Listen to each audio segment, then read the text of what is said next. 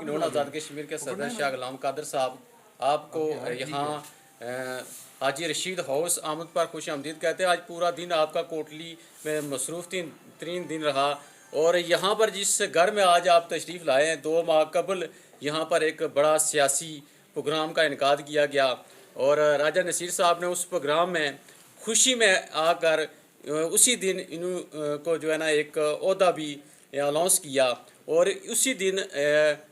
Doctor Mahmood الحسن جو اب اس دنیا میں نہیں رہے وہ بھی اس پروگرام میں یہاں پر موجود تھے. اور اس کے بعد یہ جو ڈنگی سنوٹ کا گھر حاجی رشید ہاؤس تھا یہ سیاسی توجہ کا مرکز بنا رہا اور آج آپ بھی یہاں پر تشریف لائے. تو کیا سمجھتے ہیں کہ ایسے لوگ جو مسلم لیگ نون میں شمولیت اختیار کر رہی ہے اس کو کس نظر سے دیکھتے ہیں؟ بہت شکریہ آپ کا. سب سے پہلے تو میں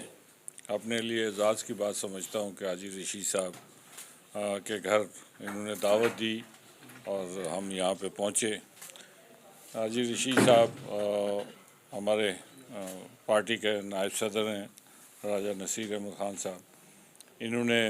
مجھے کہا کہ وہاں چلنا ہے اور پچھلے دنوں یہ یہاں ہمارے ساتھ جماعت میں شامل ہوئے. مسلم لیگ میں ہم ہمیشہ کوشش کرتے ہیں کہ ایسے وزردار عزت دار احترام کے قابل لوگوں کو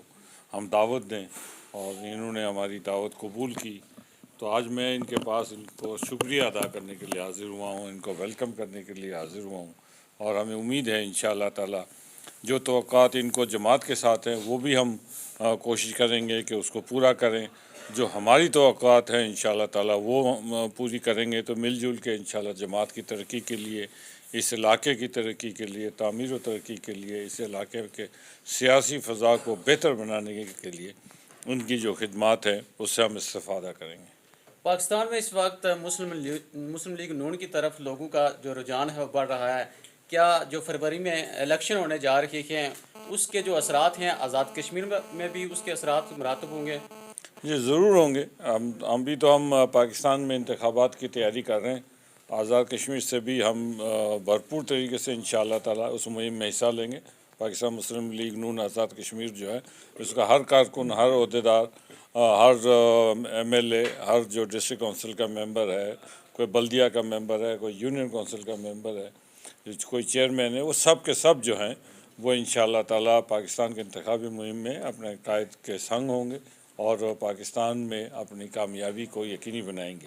اور آپ نے دیکھا ہے کہ اس کا اثر جو ہے پوری دنیا میں, امریکہ میں کوئی صدر بن جائے تو اس کا اثر پوری دنیا پہ پڑتا ہے. ہم تو پاکستان کا ایک طریقے سے کہ حصہ ہی ہیں, نظریاتی طور پر ہم حصہ ہیں اور جغرافیائی طور پر بھی حصہ ہیں, آئینی طور پر ابھی نہیں ہیں. لیکن ابھی جو ہے نواز شریف صاحب جب پاکستان میں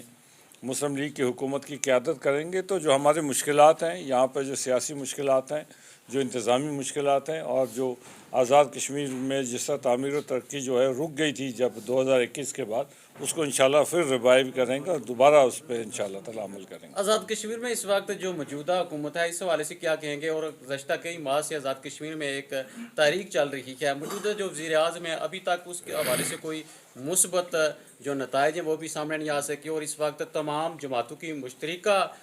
جو حکومت ہے اور لوگوں کا یہ بھی کہنا ہے کہ جو اس وقت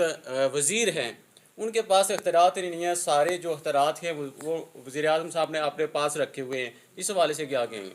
لیکن ایک بات تو یہ ہے کہ یہ آزاد کشمیر جو تحریک چل رہی ہے بجلی کے حوالے سے زیادہ, تو اس پہ ایک وزراء کی کمیٹی ہے اور وہ کمیٹی کے ساتھ پہلے تو مذاکرات ہی نہیں ہو رہے تھے, تو اب خوشائند بات ہے کہ مذاکرات ہو رہے ہیں. تو یہ مذاکرات جو ہیں وہ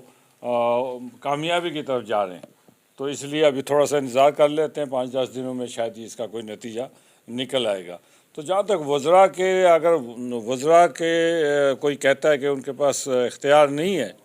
تو میں نہیں سمجھتا کوئی بے اختیار وزیر رہا ہوگا. میں بھی وزیر رہا ہوں, راجہ نصیر صاحب بھی وزیر ہیں, تو اختیار تو خود لینا پڑتا ہے. یہ وزراء کے اوپر ہے کہ وہ کتنے طاقت کا استعمال کرتے ہیں, اور جو رولز آف بزنس میں وزراء کی طاقت ہے اس کو کوئی چھیڑ نہیں سکتا. اس لیے میں نہیں سمجھتا ہوں کہ کوئی یہ تھوڑی سی ایسے ہی ایک بات چل نکلی ہے. لیکن ہمارے وزراء جو ہیں میں سمجھتا ہوں جو بھی وزیر ہوں گے ان کے پاس اپنے اپنے وزارتوں کے اختیارات جو ہیں رولز آف بزنس کے تحت ان کو حاصل ہیں۔ مسلم لیگ نون کی حکومت میں جو اس وقت وزارتیں تھیں وہ 16 تک محدود تھی، ابھی آپ کیا سمجھتے ہیں کہ جو بڑھا دی گئی ہیں یہ ضروری تھا یا اس حوالے سے؟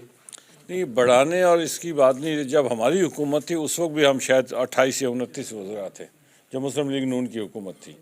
تو ہم نے ایک بہتری کی کوشش کی تھی کہ آئین میں ترمیم کر کے کہ اس کو 16 تک محدود کیا جائے، لیکن ہم نے دیکھا 16 وزراء کی وجہ سے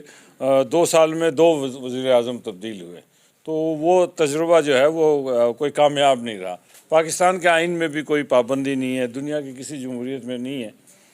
اب ان کو تعداد بڑھا دی، آپ دیکھتے ہیں کہ یہ تجربہ کامیاب ہوتا ہے کہ نہیں، اب اس کا انتظار کرتے ہیں۔ پاکستان اور آزاد کشمیر میں ایک ساتھ الیکشن ہونے کے کوئی چانس ہے؟ مجھے تو نہیں لگتا، مجھے نہیں لگتا۔ اچھا، آپ کا یہ جو کوٹلی کا دورہ تھا یہ سیاسی تھا، نجی تھا، یا اس کے کوئی اور اغراض آ سکتے ہیں؟ دیکھیں جی، یہ میں